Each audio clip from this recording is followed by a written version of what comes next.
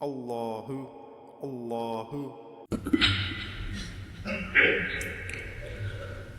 الحمد لله نحمده ونستعينه ونستغفره ونؤمن به ونتوكل عليه ونعوذ بالله من شرور أنفسنا ومن سيئات أعمالنا من يهده الله فلا مضل له ومن يضلله فلا هادي له ونشهد أن لا إله إلا الله وحده لا شريك له ونشهد أن سيدنا ومولانا محمدا عبده ورسوله صلى الله عليه وسلم أما بعد فأعوذ بالله من الشيطان الرجيم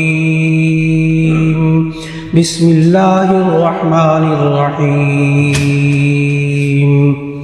إنما الصدقات للفقراء والمساكين والعاملين عليها والمؤلفة قلوبهم وفي الرقاب والغارمين وفي سبيل الله وابن السبيل فريضة من الله والله عليم حكيم وقال تبارك وتعالى خذ من أموالهم صدقة تطهرهم وتزكيهم بها وصل عليهم إن صلاتك سكن لهم والله سميع عليم صدق الله العظيم.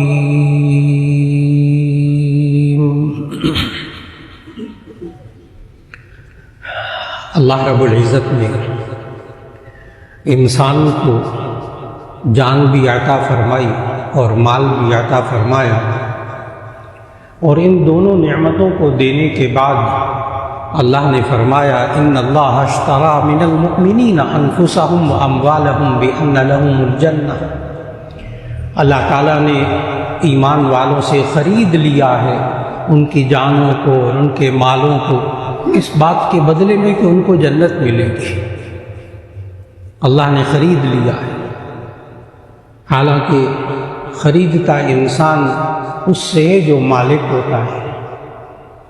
انسان کو تو یہ کچھ عرصے کے لیے یہ جان ملی، مال ملی، نہ مال کا مالک حقیقی ہے انسان، نہ جان کا مالک ہے انسان. اس کے باوجود اللہ کتنا کرم فرما رہا، کتنا رحم فرما رہا کہ دیکھو میں تمہارے سے خرید رہا ہوں، اتنے سال کے لیے، چند سالوں کے لیے تمہیں جان دی ہے، مال دیا ہے.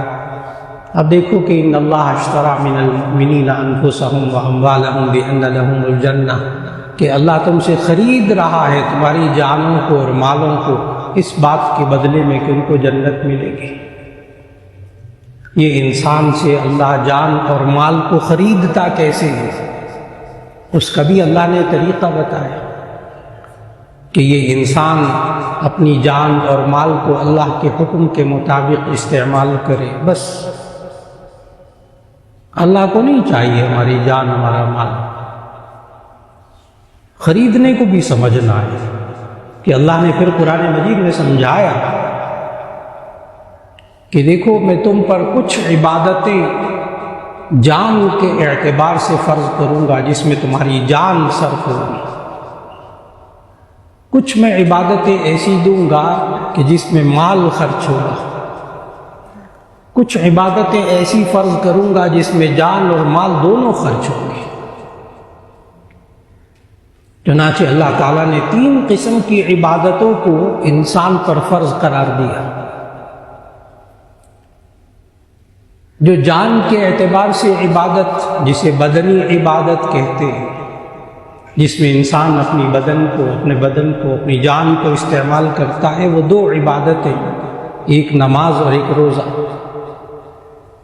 اس میں انسان اپنے بدن اور جان کو استعمال کر رہا.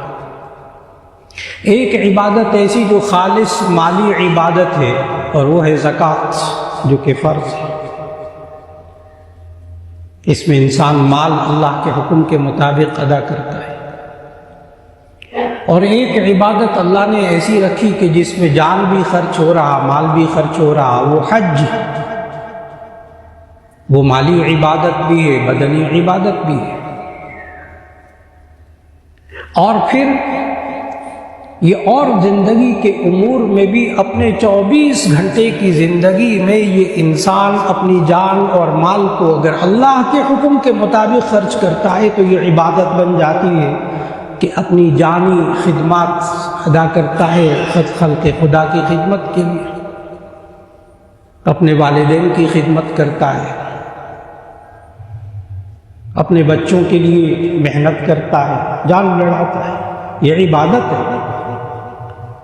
یہ اپنی بیوی بچوں کے لیے کماتا ہے، محنت کرتا ہے، یہ بھی اللہ کے ہاں عبادت شمار ہوتی ہے۔ یہ انسان اپنے مال کو خرچ کرتا ہے، نفلی میں، صدقات میں بھی، دوسروں کے ساتھ تعاون میں، خلق خدا کی ضروریات کو پورا کرنے کے لیے، کسی کو راشن دے دیا، کسی کو پیسے دے دیے، کسی کو کپڑے دے دیے، تعاون کر رہا، عبادت کر رہا، مالی اور بدنی عبادت کر رہا۔ اور پھر عام طور پر جو انسان مالی عبادت جو اس پر فرض ہے وہ زکوٰۃ۔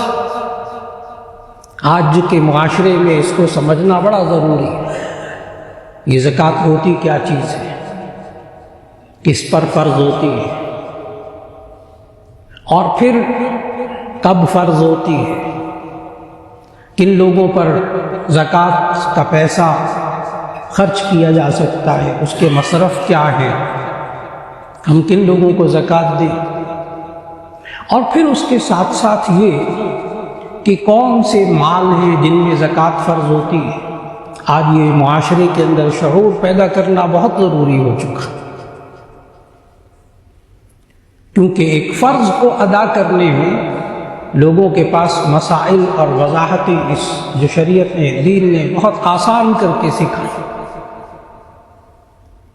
اور نبی کریم صلی اللہ علیہ وسلم نے اپنے ارشادات میں اور اللہ تعالیٰ نے قرآن مجید میں اس کی بہت تفصیلات بیان فرما دی، آسان کر کے امت کے لیے، کہ یہ زکوٰۃ دینے سے سمجھایا اللہ تعالیٰ، زکوٰۃ دینے سے انسان کا مال پاک ہوتا ہے، اور زکوٰۃ دینے سے انسان کا مال بڑھتا ہے۔ یہ دونوں باتیں اللہ نے قرآن مجید میں سکھائی۔ سورۃ البقرہ میں اللہ نے فرمایا یمحق اللہ الربا ویربی الصدقات، اللہ سود کو مٹاتا ہے، صدقات زکوٰۃ کو بڑھاتا ہے۔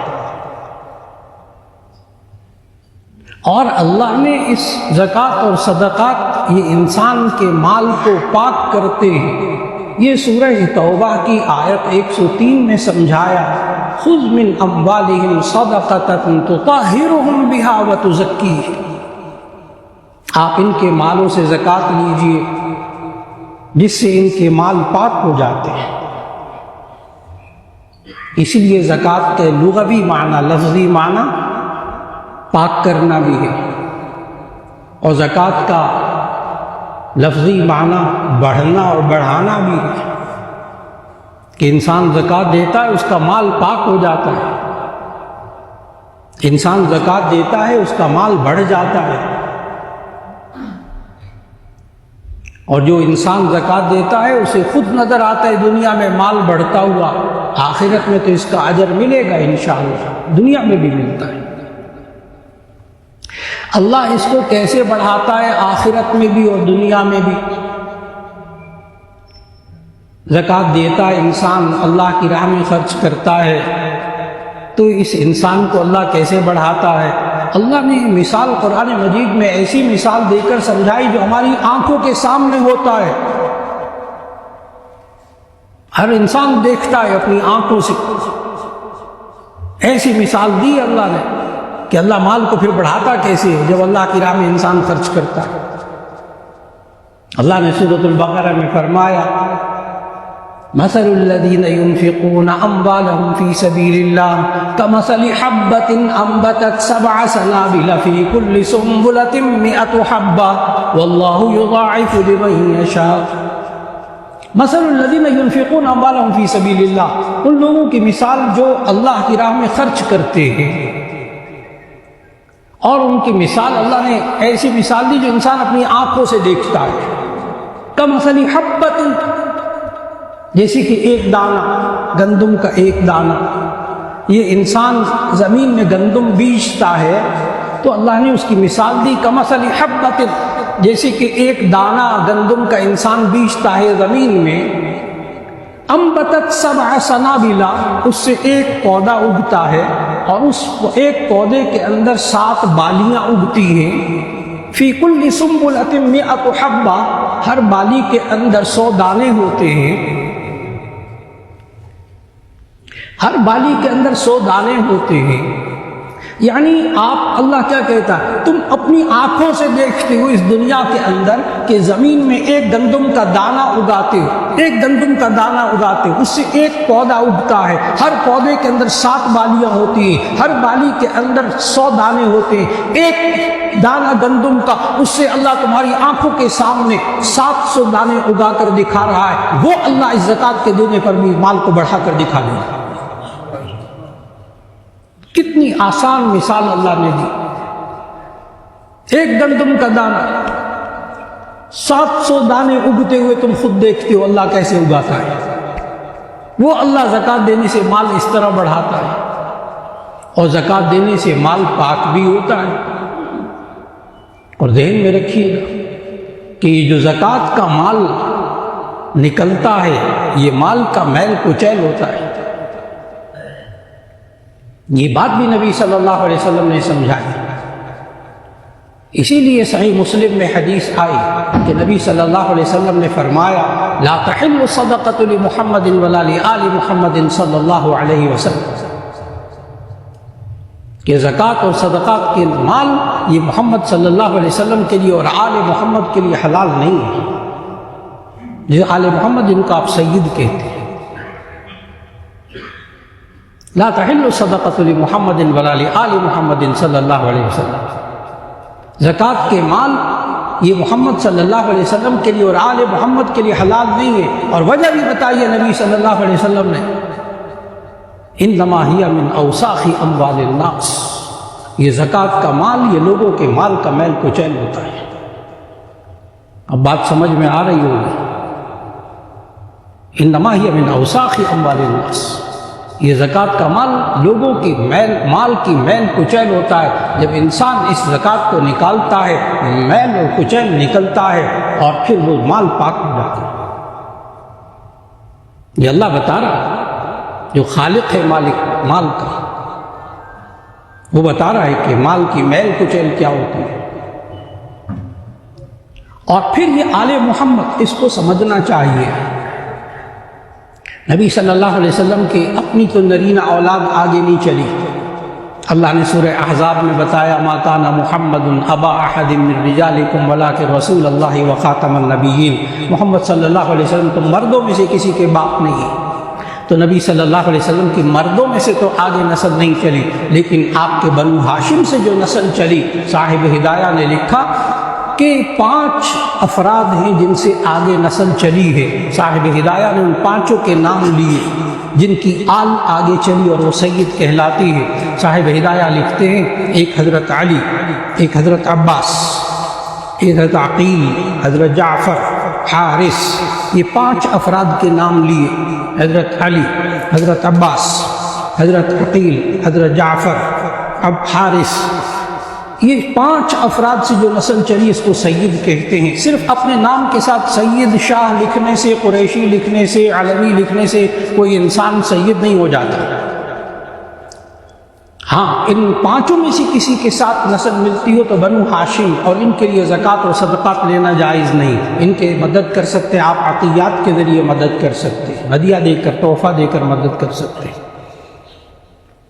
تو اللہ رب العزت نے ہمیں سمجھایا کہ یہ زکوٰۃ کیوں دے یہ انسان، اس لیے کہ زکوٰۃ کا مطلب ہی ہوتا ہے پاک کرنا، کہ اس سے لوگوں کا مال پاک ہو جاتا ہے۔ نمبر 2، یہ زکوٰۃ کا معنی ہے بڑھنا، زکوٰۃ دینے سے اللہ انسان کے مال کو بڑھاتا ہے۔ کیسے بڑھاتا ہے؟ وہ آپ نے ایک گندم کے دانے کی مثال کو سمجھا جو اللہ نے بیان فرمائی۔ اس لیے آج وقت کی ضرورت ہے کہ یہ زکوٰۃ فرض ہے، جس طرح نماز فرض ہے، جس طرح نماز فرض ہے، جس طرح روزہ فرض ہے، اس طرح زکوٰۃ فرض ہے۔ انسان اس زکوٰۃ کو ادا نہ کرے، موت تک انسان کے ذمہ یہ زکوٰۃ فرض اور واجب رہتی ہے، اتنا اہم ہے۔ اور پھر یہ زکوٰۃ کس پر واجب ہوتی ہے، کس پر فرض ہوتی ہے، اس کو آسان کر کے عرض کرنے لگا۔ سب سے پہلے نبی صلی اللہ علیہ وسلم نے سمجھایا کہ زکوٰۃ اس شخص پر واجب ہوتی ہے جو مسلمان ہو، عاقل ہو، بالغ ہو، صاحب نصاب ہو، مسلمان ہو۔ غیر مسلم پر زکوٰۃ فرض نہیں ہوتی، اس لیے غیر مسلم کو زکوٰۃ دینی بھی نہیں، دینا بھی جائز نہیں۔ غیر مسلم کو آپ عطیات وغیرہ دے دیں، گفٹ دے دیں، چیریٹی دے دیں، لیکن زکوٰۃ غیر مسلم کو نہیں دیکھی۔ اور مسلمان ہو تو اس پر فرض ہوگی زکوٰۃ، عاقل ہو، بالغ ہو، بچے پر زکوٰۃ نہیں، اور صاحب نصاب ہو، اس پر زکوٰۃ فرض ہوگی۔ اب صاحب نصاب کیا، وہ بھی نبی صلی اللہ علیہ وسلم نے سمجھایا کہ اگر چاندی ہو تو وہ 200 درہم، جامع ترمذی کی روایت ہے، حدیث موجود کہ 200 درہم پر زکوٰۃ فرض ہوتی ہے، اس پر بھی سال گزرے تب، ایک دم نہیں، اس مال پر سال گزرے، اس کو حولان حول کہتے ہیں۔ ایک سال اس کے پاس 200 درہم کے برابر مال بچا ہوا ہو تو تب کہیں جا کر سال بعد اس پر زکوٰۃ فرض ہوگی۔ اور ایک درہم یہ آج کل کے حساب سے کتنے روپے، کتنے پیسے بنیں گے؟ ایک درہم کا وزن ہوتا ہے 3 گرام 62 ملی گرام چاندی، اور 200 درہم بنیں گے 612 گرام چاندی، 612 گرام چاندی، جس کو ہم تولے کے حساب سے ذہن میں رکھتے ہیں 52.5 تولہ چاندی، 52.5 تولہ چاندی۔ آج کل 1 تولہ چاندی کا جو ریٹ، آج کا ریٹ ہے پاکستان میں، وہ ہے 2,750 روپے، 2,750 روپے، اور 10 گرام کا وزن ہے 2,450 روپے، 300 روپے کم۔ تو ایک تولہ چاندی 2,750 روپے، اس کو آپ جب 52.5 تولے سے ضرب دیں گے تو جواب آئے گا 1,44,375 روپے، 350 روپے، 1,44,000۔ تو آپ آسانی سے 1,45,000 ذہن میں رکھ لیجیے۔ تو آج کل کی چاندی کے ریٹ کے حساب سے صاحب نصاب وہ شخص ہوگا جس کے پاس 1,45,000 روپیہ الگ سے موجود رہا ہو اور اس پر سال گزرے تب وہ صاحب نصاب ہوگا۔ اس کو سمجھنا بہت ضروری ہے، اس لیے کہ جب میں زکوٰۃ کے مصارف پر بات عرض کروں گا تو اس میں پہلا مصرف آئے گا سورہ توبہ کی آیت نمبر 60 کے حوالے سے، انما الصدقات للفقراء، کہ زکوٰۃ اور صدقات فقراء کے لیے ہوتے ہیں۔ فقیر اس کو کہتے ہیں جو صاحب نصاب نہیں ہوتا، ابھی اس پر ذرا ٹھہر کر بات ہوگی انشاءاللہ۔ تو فقیر وہ جو صاحب نصاب نہ ہو، تو فوراً آپ نے بات کو سمجھنا ہوگا کہ صاحب نصاب ہوتا ہے آج کل جس کے پاس 1,45,000 روپیہ موجود ہو اور اس کے پاس موجود ہو وہ صاحب نصاب، آپ اس کو زکوٰۃ نہیں دے سکتے۔ تو اس لیے نصاب کو سمجھنا آج کے حساب سے بہت ضروری۔ اور سونے کا جو نصاب نبی صلی اللہ علیہ وسلم نے بتایا وہ 20 دینار 20 مثقال، وہ بنتا ہے 7.5 تولے سونا، 7.5 تولے سونا۔ اور اگر اس کو آج کل کے گرام کے حساب سے لیں گے تو وہ 87.5 گرام سونا، 87.5 گرام، 87.5 گرام سونا۔ اب سونے کا جو ریٹ ہے آج پاکستان کے اندر وہ ہے 2,85,000 روپیہ تولہ، آج کا ریٹ پاکستان میں 3 لاکھ کے قریب پہنچ گیا۔ تو اگر 3 लाख रुपए भी आप लगाएं तो 7.5 तोले सोना, 3 7 21 और 1 22, 22.5 लाख रुपया बन गया। 22.5 लाख रुपया बन गया 7.5 तोले सोने का। लेकिन जब कोई इंसान ज़कात देना चाहे अपने माल की, नकद माल की, रुपया पैसा, तो ऐसी सूरत में उसको चांदी के हिसाब से देना चाहिए। ये हमें दीन ने सिखाया ताकि गरीब की गुर्बत ज़्यादा दूर हो सके आसानी से। गरीब का फ़ायदा चांदी के निसाब के हिसाब से है। तो अगर नकद रुपया हो, और ये ध्यान में रखिएगा कि जिस पर ज़कात फ़र्ज़ होती है, जिन मालों पर, वो 4 किस्म के माल आसान आसान ध्यान में रख लीजिए। आसान 4 माल। नंबर 1 सोना, नंबर 2 चांदी, नंबर 3 नकद रुपया, नंबर 4 माल तिजारत। इतना आसान करके अर्ज़ कर रहा हूँ कि जिसमें कोई पेचीदगी नहीं होगी इंशाअल्लाह। पूरी तवज्जो रहे तो ये पूरी बात ज़कात की समझ में आएगी इंशाअल्लाह। तो कुल 4 माल हैं जिनकी ज़कात देनी है। जानवरों वगैरह की अलग है, वो अलग पूछ लीजिए। उशर का मसला वो अलग है, वो अलग पूछ लीजिए मुफ्ती हज़रात से। इस वक्त जो आम आवाम को पेश आते हैं मसाइल, वो 4: सोना, चांदी, नकद रुपया और उसके साथ माल तिजारत। और आपने आसानी से समझा कि हम 52.5 तोला चांदी को ज़हन में रखेंगे कि अगर किसी के पास 52.5 तोला चांदी है, इसके बराबर पैसे हों, यानी 1,45,000 रुपया, तो उस पर ज़कात फ़र्ज़ हो गई। अदा कब करनी होगी? 1 साल के बाद। 1 साल उसके पास पड़ा रहे। और फिर उसके साथ साथ घरों में बीवियों के ऊपर ज़कात फ़र्ज़ होती है 7.5 तोले सोना। इससे कम होगा तो उस पर ज़कात नहीं होगी, उस पर ज़कात नहीं होगी। 7.5 तोले सोने का जेवर होगा तो ज़कात होगी। और एक आसान सी बात अर्ज़ करता चलूँ कि अगर सोने के साथ रुपए भी बीवी के पास हो या चांदी का जेवर भी हो, तो आसान तरीन बात यह है कि फिर जितना जेवर है उसके पैसे लगा लें, और जितना रुपया है उसके पैसे लगा लें, जितनी चांदी है उसकी कीमत लगा लें, सारों को मिलाकर 2.5% ज़कात दे दें। ये आसान तरीन तरीक़ा है। लेकिन अगर सिर्फ सोना हो तो 7.5 तोले से सोना कम होगा तो बीवी पर ज़कात नहीं होगी। और फिर उसके बाद, ये तो मैंने बताया निसाब क्या है, बहुत आसान अल्फाज में। चांदी हो तो 52.5 तोला चांदी, 612 ग्राम आजकल के हिसाब से। और अगर सोना हो तो 7.5 तोले सोना।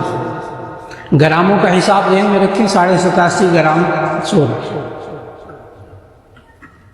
और अब कितनी ज़कात अदा करनी होगी ये भी नबी सल्लल्लाहु अलैहि वसल्लम ने समझाया। हदीस जामे तिरमिज़ी में जो मौजूद हुए हैं कि 200 दिरहम में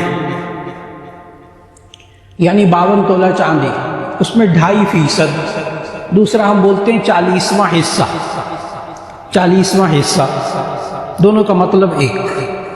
40वां हिस्सा या 2.5%, दोनों का मतलब 1।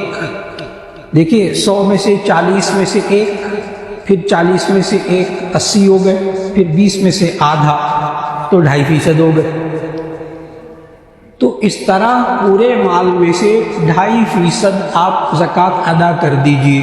अब मैंने बताया ज़कात किस पर फ़र्ज़ होती है, ज़कात का निसाब क्या है, ज़कात किस माल पर होती है, कितना माल होना चाहिए और ज़कात कितनी देनी है।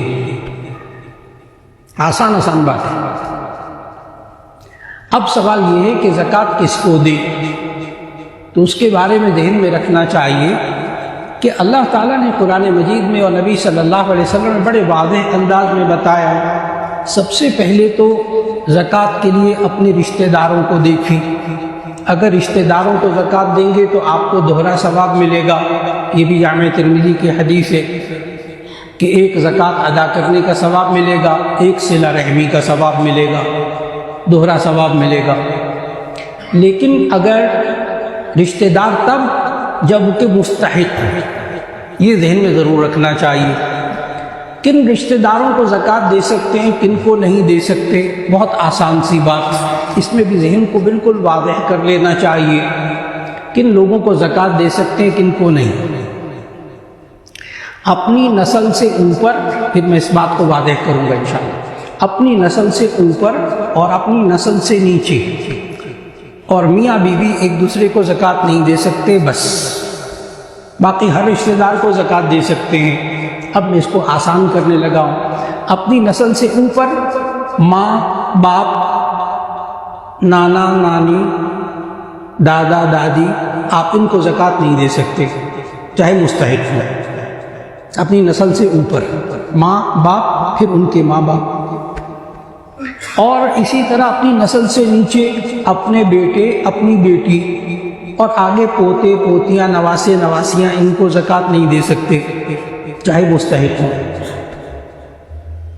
میاں بیوی ایک دوسرے کو زکوٰۃ نہیں دے سکتے، باقی ہر ایک کو آپ رشتہ دار کو زکوٰۃ دے سکتے ہیں اگر وہ مستحق ہو۔ حقیقی بہن کو زکوٰۃ دے سکتے ہیں، حقیقی بھائی کو زکوٰۃ دے سکتے ہیں، بھتیجے بھائیوں کو زکوٰۃ دے سکتے ہیں۔ بہت بڑا میدان، میں نے بتایا بہت آسان۔ اپنی نسل سے اوپر زکوٰۃ نہیں دینی، اپنی نسل سے نیچے زکوٰۃ نہیں دینی، میاں بیوی ایک دوسرے کو زکوٰۃ نہ دے، باقی سب کو دے جو مستحق ہو۔ اب مستحق کون ہوتا ہے؟ اس کے لیے جب ضرورت پیش آ جائے کس کس کو ہم زکوٰۃ دے سکتے ہیں، تو اللہ رب العزت نے سورہ توبہ کی آیت نمبر 60 کے اندر 8 مصرف بتائے۔ قیامت تک اس میں 9واں مصرف شامل نہیں ہو سکے گا۔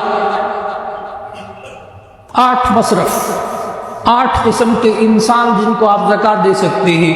جب ضرورت پیش آ جائے تو سورۃ التوبہ آیت نمبر 60 کا مطالعہ فرما لیجئے۔ وہ آیت پوری پڑھ کر ایک ایک مصرف کو واضح کر دوں۔ انما الصدقات للفقراء والمساکین والعاملین علیہا والمؤلفۃ قلوبهم وفی الرقاب والغارمین وفی سبیل اللہ وابن السبیل۔ 8 پورے ہو گئے، ایک ایک کر کے واضح۔ انما الصدقات للفقراء، لفظ صدقات قرآن مجید میں جب بھی بولا گیا اس سے مراد زکوٰۃ بھی ہے، صدقات بھی ہے۔ صدقہ ہر وہ چیز جو اللہ کی راہ میں دی جائے اسے صدقہ کہتے ہیں۔ ہدیہ جو انسان دوسرے کی محبت اور قربت حاصل کرنے کے لیے دیتا ہے، ثواب اس پہ بھی ملتا ہے، اس کو ہدیہ کہتے ہیں۔ تو صدقے میں زکوٰۃ شامل۔ انما الصدقات للفقراء، نمبر 1 یہ زکوٰۃ اور صدقات یہ فقراء کے لیے ہیں۔ فقیر کہتے ہیں جو صاحب نصاب نہ ہو۔ آسان سی بات، فقیر سے مراد یہاں وہ گداگر نہیں ہے، جو بھیک مانگنے والے جن کو ہم اردو میں فقیر کہتے ہیں وہ قرآن کی زبان میں فقیر نہیں شمار ہوتے۔ یہ تو گداگر مانگنے کی عادت اور لاکھوں روپے کما لیتے، اس لیے ان کو زکوٰۃ نہیں دینی چاہیے۔ گداگر کو، گداگری کو نبی صلی اللہ علیہ وسلم نے مسترد کیا۔ گداگر کے نبی صلی اللہ علیہ وسلم نے وعید فرمائی ہے۔ جامع ترمذی میں حدیث موجود کہ نبی صلی اللہ علیہ وسلم نے فرمایا جو شخص مانگتا پھرتا ہے، مانگنے کی عادت بنا لیتا ہے، کان فی وجہہ خموشا یوم القیامہ، تو اس کے چہرے پر قیامت کے دن گوشت نوچا ہوا ہوگا۔ اتنا بھیانک چہرہ اس کا ہوگا کہ یہ دنیا میں مانگ مانگ کر اپنے چہرے کو ذلیل کرتا رہا، آخرت میں بھی اس کا چہرہ ایسا ہی ہوگا۔ اتنا برا فرمایا نبی صلی اللہ علیہ وسلم نے گداگری کو۔ جو صاحب نصاب ہو اس کو مانگنا جائز ہی نہیں ہے، اس کو زکوٰۃ دینے سے آپ کی زکوٰۃ ادا نہیں ہوگی۔ اس لیے پوری توجہ۔ انما الصدقات للفقراء، نمبر 1 زکوٰۃ اور صدقات دے فقیروں کو۔ فقیر محتاج وہ شخص جو صاحب نصاب نہ ہو۔ ابھی میں نے عرض کیا شروع میں، صاحب نصاب کہتے ہیں جس کے پاس 1,45,000 روپیہ نہ ہو، 52.5 تولہ چاندی الگ سے زائد نہ ہو۔ یاد رکھ لیجئے گا زکوٰۃ کے نصاب میں موٹر سائیکل شامل نہیں ہوتی، موٹر سائیکل کار شامل نہیں ہوتی، لاکھوں روپے کی کار وہ شامل نہیں زکوٰۃ کے نصاب میں۔ گھر بہت اچھا کمال کا گھر وہ زکوٰۃ کے نصاب میں شامل نہیں۔ فیکٹری کی در و دیوار یہ زکوٰۃ کے نصاب میں شامل نہیں، اس پر زکوٰۃ نہیں ہوتی۔ فیکٹری کے اندر جتنی مشینری پڑی وہ بھی زکوٰۃ میں شامل نہیں ہوتی. فیکٹری کا جو مال تجارت ہے، را میٹیریل، خام مال، اس پر زکوٰۃ ہوتی ہے. جو تیار مال پڑا ہو اس پر زکوٰۃ ہوتی ہے، اور جو آپ کا پیسہ آپ کا سرکل میں چل رہا اس پر زکوٰۃ ہوگی. تو اگر کسی صاحب کے پاس گاڑی بھی موجود، گھر بھی موجود، موبائل بھی موجود، فلاں بھی موجود، لیکن اس کے پاس 1,45,000 روپیہ نقد بچا ہوا نہیں ہے، وہ فقیر ہے، قرآن کی زبان میں آپ اس کو زکوٰۃ دے سکتے ہیں. اور آج کل 40-45 ہزار روپے کمانے والا شخص جو چند بچوں کی فیس ادا کرتا ہو، گھر کا کرایہ ادا کرتا ہو، پیٹرول کا خرچہ ادا کرتا ہو، اس کے پاس 1,45,000 روپے بچے ہوئے ہوں، یہ آج کل کے معاشرے میں ہو نہیں رہا. معلوم ہوا کہ یہ سب لوگ زکوٰۃ کے مستحق ہیں. کتنے مستحقین زکوٰۃ کے نکل آئے. چنانچہ جامعہ شفیع میں جب طلبہ آتے ہیں تو بعض لوگ پوچھتے ہیں کہ جامعہ شفیع کو ہم زکوٰۃ دیتے ہیں، کیا یہ طلبہ مستحق ہوتے ہیں؟ تو اس کا جواب غور سے سنیے گا. صرف ایک مستحق نہیں ہوتے، بلکہ ان کے اندر وہ جو 8 قسمیں ہیں مستحق ہونے کی، اس میں سے کئی قسمیں ہر طالب علم پر لاگو ہو جاتی ہیں، جو ابھی میں عرض کروں گا. اچھا، یہاں طالب علم نے داخلہ لیا جامعہ شفیع میں، اور اس کے ابا جی لکھپتی، ظاہر ہے یہاں سارے میٹرک پاس طلبہ کو داخلہ دیتے ہیں، چھوٹے بچے نہیں ہوتے، بالغ بچوں کو داخلہ ملتا ہے یہاں جامعہ شفیع میں. تو اب جب وہ بالغ بچے ہوں گے تو ان کو اب خود دیکھا جائے گا کہ یہ 1,45,000 روپے کے مالک ہیں یا نہیں. ان کے ابا جی چاہے لکھپتی. یہ بڑی اہم بات ہے کہ جب بالغ ہو جائے نا لڑکا اور لڑکی، پھر آپ نے یہ دیکھنا ہے کہ لڑکا لڑکی بالغ ہونے کے بعد خود صاحب نصاب ہے کہ نہیں ہے. اب دیکھیے معاشرے میں کتنے مستحقین نظر آئیں گے آپ. بیچارہ MBBS کر رہا، بیچارہ انجینئرنگ کر رہا، فیسیں نہیں بھر سک رہا، نوجوان لڑکا، آپ اس کی زکوٰۃ سے مدد کر رہے. اس کے پاس 1,45,000 روپے نہیں ہے، ابا جی کے پاس جتنا مرضی ہو.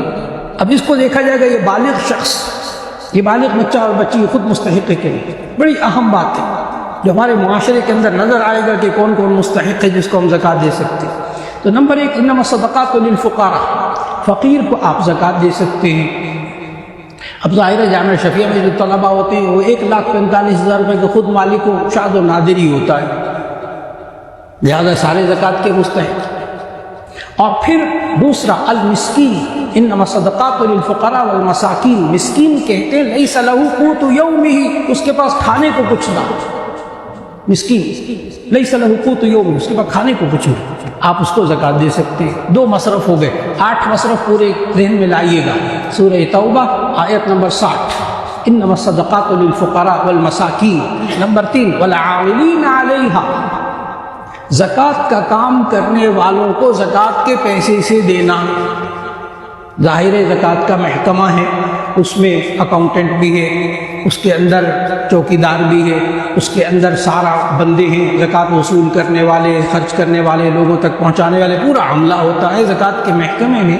تو زکوٰۃ کا عملہ جو زکوٰۃ محکمہ زکوٰۃ کا ہے، اس کو زکوٰۃ کے پیسے میں سے تنخواہ دینا درست.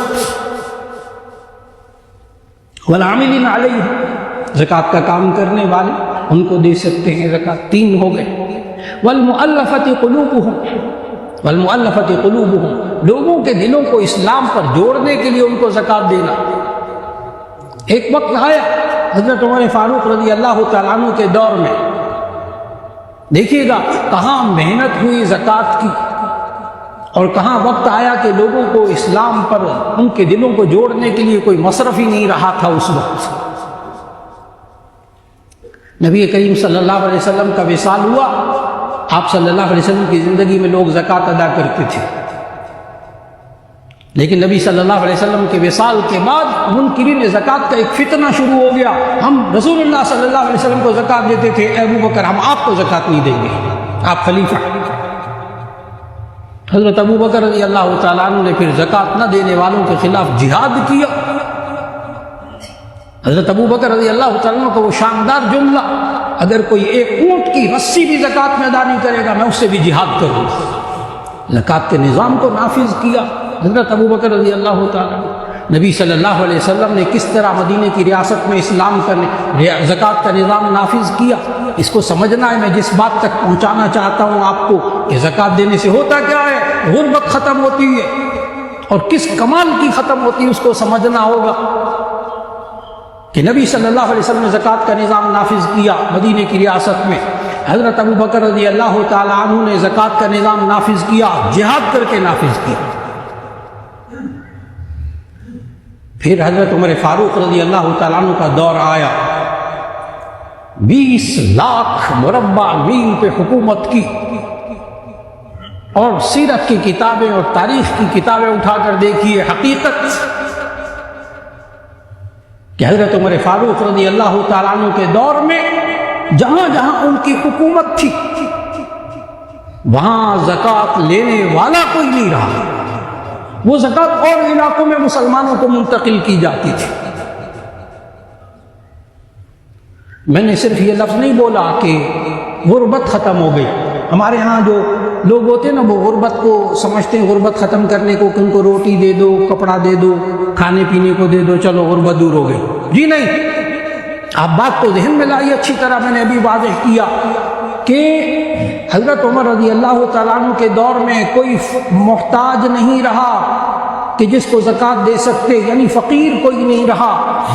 بات کو سمجھیں کہ فقیر کون ہوتا ہے؟ جو صاحب نصاب ہوتا ہے وہ فقیر نہیں ہوتا. جو صاحب نصاب ہوتا ہے وہ فقیر نہیں ہوتا. جو صاحب نصاب نہیں ہوتا وہ فقیر ہوتا ہے. اس کا مطلب کیا ہوا کہ دور فاروقی کے اندر کوئی شخص ایسا نہیں تھا جو صاحب نصاب نہ ہو. اب نصاب کو ذہن میں لائیے، 1,45,000 روپے آج کا. اس کا مطلب کیا ہوا کہ اگر دور فاروقی کے اندر حضرت عمر فاروق رضی اللہ تعالیٰ عنہ کے دور میں کوئی اگر زکوٰۃ لینے والا نہیں رہا تھا تو اس کا مطلب یہ ہے کہ ان کے دور میں ہر شخص آج کے حساب سے 1,45,000 روپے کا مالک تھا. بات کو سمجھنا ہوگا. اسلام نے غربت کو ختم کیا زکوٰۃ سے، تو کیسے ختم کیا؟ صرف روٹی اور کپڑا نہیں، بہت بڑی بات. اس کے پاس 1,45,000 روپے، 200 درہم اس کے پاس بچے ہوئے پڑے ہوئے تھے دور فاروقی میں. کیسے زکوٰۃ کو؟ لیکن طویل عرصہ. پھر اس کے بعد ایک تو انما الصدقات للفقراء، نمبر 2 والمساکین، نمبر 3 والعاملین علیہا، نمبر 4 والمؤلفۃ قلوبہم، لوگوں کے دلوں کو اسلام پر جوڑنے کے لیے زکوٰۃ دینا کہ کہیں یہ مال کی کمی کی وجہ سے کہیں عیسائی مشنریاں اور قادیانی مشنریاں کہیں اس کو قادیانی نہ بنا دے، عیسائی نہ بنا دے پیسہ دے کر، جیسا ہمارے پاکستان کی آج بعض صوبوں کے اندر ایسا ہو رہا. ایسے لوگوں کو زکوٰۃ کا پیسہ دینا تاکہ یہ کہیں دین نہ چھوڑ دے. والمؤلفۃ قلوبہم. اگلا لفظ وفی الرقاب، اور غلاموں کو زکوٰۃ دینا، غلاموں کو آزاد کرنے کے لیے زکوٰۃ دینا کہ اتنی زکوٰۃ دی گئی غلاموں کو آزاد کرنے کے لیے کہ آج کفاروں میں غلام آزاد کرنے کے لیے غلام نہیں ملتا. کیسے سلسلہ غلامی کا ختم کیا نبی صلی اللہ علیہ وسلم نے. زکوٰۃ کا نظام پورا لگ گیا اس پر.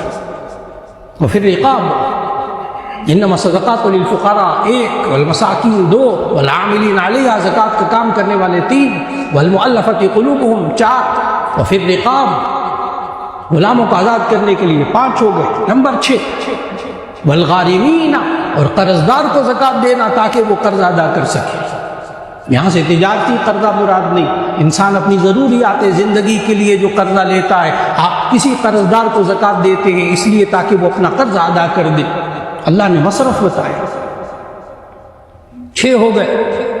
نمبر 7 وفی سبیل اللہ، اللہ کے راستے میں لوگوں کو زکوٰۃ دینا جو اللہ کا دین کا کام کر رہے ہوں، تصنیف و تالیف میں لگے ہوں، تدریس میں لگے ہوں، تبلیغ میں لگے ہوں، جہاد میں لگے ہوں، اور دوسرے اللہ کے دین کے کاموں میں لگے ہوئے ہوں. ایسی صورت میں ان کو زکوٰۃ کا پیسہ آپ دیں وفی سبیل اللہ. نمبر 8 آخری وابن السبیل اور مسافر.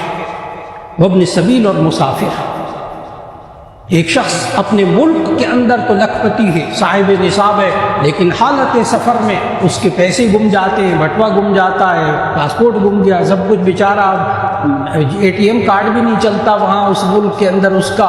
اب صرف مسافر ہونے کی وجہ سے آپ اس کو زکوٰۃ کا پیسہ دیتے ہیں. اللہ نے 8 مصرف بتائے. اس لیے ذہن میں رکھیے گا کہ اللہ نے یہاں ان 8 مصارف میں سورہ توبہ کی آیت نمبر 60 میں اللہ نے بیوہ کا ذکر نہیں کیا، یتیم کا ذکر نہیں کیا. بڑے ذہن کو واضح کیجیے گا. طالب علم کا ذکر نہیں کیا، نہ طالب علم کا ذکر ہے ان 8 مصارف میں، نہ بیوہ کا ذکر ہے، نہ یتیم کا ذکر ہے. اس لیے کہ اگر بیوہ خود شوہر مر گیا لیکن اس کے پاس صاحب نصاب ہے، سونے اس کے پاس موجود، زیورات موجود، اس کو آپ زکوٰۃ نہیں دے سکیں گے. تو بیوہ ہونا مصرف نہیں، وہ فقیر ہوگی، مسکین ہوگی، مسافر ہوگی، فلاں. یہ جو 8 مصرف ہیں ان میں اگر طالب علم فٹ ہوتا ہو ان 8 مصرف میں تو آپ اس طالب علم کو زکوٰۃ دے سکیں گے. جیسے میں نے ابھی عرض کیا کہ جامعہ شفیعہ کے اندر جو طلبہ ابھی اس دفعہ دور حدیث کے اندر تقریباً 750 طلبہ، جب ان سے پوچھا جاتا ہے، ان کے حالات کو معلوم کیا جاتا ہے تو معلوم ہوتا ہے کہ سارے کے سارے فقیر، مستحق، ابن سبیل، مسافر بھی اور اللہ کے راستے میں دین کا علم حاصل کرنے والے بھی. تو یہ بہترین مصرف ہو جاتے ہیں. ان پر تو 3-4 مصارف صادق آ جاتے ہیں. اس لیے آج وقت کی ضرورت ہے کہ ہم زکوٰۃ کو سمجھیں کہ زکوٰۃ کس پر فرض ہوتی ہے، کتنی زکوٰۃ ادا کرنی ہے، ہم کس رشتہ دار کو زکوٰۃ دے سکتے ہیں، کس کو زکوٰۃ نہیں دے سکتے. اللہ رب العزت نے ہمیں سمجھایا کہ تم مال میں سے زکوٰۃ ادا کرو. پھر اسی صورت میں خذ من اموالہم صدقۃ تطہرھم وتزکیہم بہا وصلی علیہم ان صلاتک سکن لہم. اس آیت کو سمجھنا بڑا ضروری ہے. خذ من اموالہم صدقۃ، آپ ان کے مالوں سے صدقات زکوٰۃ لیجئے. تطہرھم بہا، اس سے آپ ان کو پاک کر دیں گے، ان کے مالوں کو. وتزکیہم، اور ان کو پاکیزہ بنا دیں گے. وتصلی علیہم، اور آپ ان زکوٰۃ دینے والوں کو دعائیں بھی دیا کریں. عجیب جملہ ہے نبی صلی اللہ علیہ وسلم کو خطاب کر کے. وتصلی علیہم ان صلاتک سکن لہم، اے نبی صلی اللہ علیہ وسلم آپ ان زکوٰۃ دینے والوں کو دعائیں بھی دیا کیجئے. کیوں؟ ان صلاتک سکن لہم، یہ دعائیں دینا ان کے لیے سکون کا باعث ہوتا ہے. میرے شیخ حضرت مولانا فضل الرحیم صاحب کئی دفعہ مجھے ٹوکتے تھے ان باتوں میں. کوئی ایسے صاحب ہوتے تو حضرت مولانا تلقین فرماتے، مولا ان کے لیے دعا کروائیے، ان جامعہ شفیعہ کے ساتھ تعاون کرنے والوں کے لیے دعائیں کروائیں. اللہ نے قرآن میں کہا ہے ان صلاتک سکن لہم، ان کے لیے دعائیں کریں گے اللہ ان کو سکون دے گا. دعا فرما لیجیے. اللہ رب العزت ہم سب کو اس زکوٰۃ کے فریضے کو ادا کرنے کی توفیق عطا فرمائے. الحمدللہ رب العالمین. اللہم صلی علی سیدنا و مولانا محمد وعلی آل سیدنا و مولانا محمد وبارک وسلم. ربنا آتنا فی الدنیا حسنۃ وفی الآخرۃ حسنۃ وقنا عذاب النار.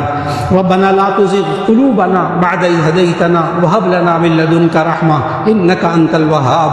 ربنا هب لنا من أزواجنا وذرياتنا قرة أعين واجعلنا للمتقين إماما. یا اللہ ہم سب کو حلال مال کمانے کی توفیق عطا فرما، اور یا اللہ جو مال کمائے اس میں برکت عطا فرما، اس کی زکوٰۃ ادا کرنے کی توفیق عطا فرما. یا اللہ بہن بھائیوں کی مدد کرنے کی توفیق عطا فرما، ماں باپ کے ساتھ تعاون کرنے کی توفیق عطا فرما. یا اللہ معاشرے کے ہر فرد کو دوسرے فرد کے ساتھ تعاون کی توفیق عطا فرما. یا اللہ جتنے بیمار ہیں سب کو شفاء کاملہ نصیب فرما، جو پریشان حال ہیں ان کی پریشانیوں کو دور فرما. یا اللہ جو قرض میں مبتلا ان کو قرضے کی ادائیگی کا نظم غیب سے انتظام فرما. اور یا اللہ جو مالی پریشانیوں میں مبتلا ایک ایک کی پریشانی کو دور فرما. یا اللہ سود سے بچنے کی توفیق عطا فرما، قرض سے بچنے کی توفیق عطا فرما. اور یا اللہ ہم سب کو روحانی اور جسمانی بیماریوں سے شفا عطا فرما. جن جن حضرات نے دعاؤں کے لیے کہا یا اللہ ایک ایک کی دعا کو قبول فرما. خاص طور پر حضرت مولانا فضل الرحیم صاحب دامت برکاتہم، مولانا ارشد اویس صاحب دامت برکاتہم. اللہ ان بزرگوں کے سائے کو ہمارے سروں پہ سلامت فرمائے. اور یا اللہ ہم سب کو رمضان کی بابرکت ساعتوں میں روزے رکھنے کی توفیق عطا فرما. اور یا اللہ اس رمضان میں زکوٰۃ ادا کرنے کی توفیق عطا فرما کہ ایک رمضان میں فرض ادا کرنے کا 70 فرضوں کے برابر ثواب ملتا ہے، 70 مرتبہ زکوٰۃ ادا کرنے کا ثواب ملتا ہے. اے اللہ ہم سب کو صحیح طریقے سے زکوٰۃ کا حساب کر کے زکوٰۃ ادا کرنے کی توفیق عطا فرما. پھر ہمارے مالوں کو پاکیزہ بھی بنا دے، پھر ہمارے مالوں میں برکت بھی عطا فرما دے. یا اللہ ہمارے ایمان کی حفاظت فرما لے، ہمارے اخلاق اور کردار کی حفاظت فرما لے، ہمارے بچے اور بچیوں کے ایمان کی حفاظت فرما لے. یا اللہ ہم سب کو فکر آخرت عطا فرما دے. ربنا تقبل منا انك انت السميع العليم وتب علينا انك انت التواب الرحيم. وصلى الله تعالى على خير خلقه محمد وآله واصحابه اجمعين برحمتك يا ارحم الراحمين.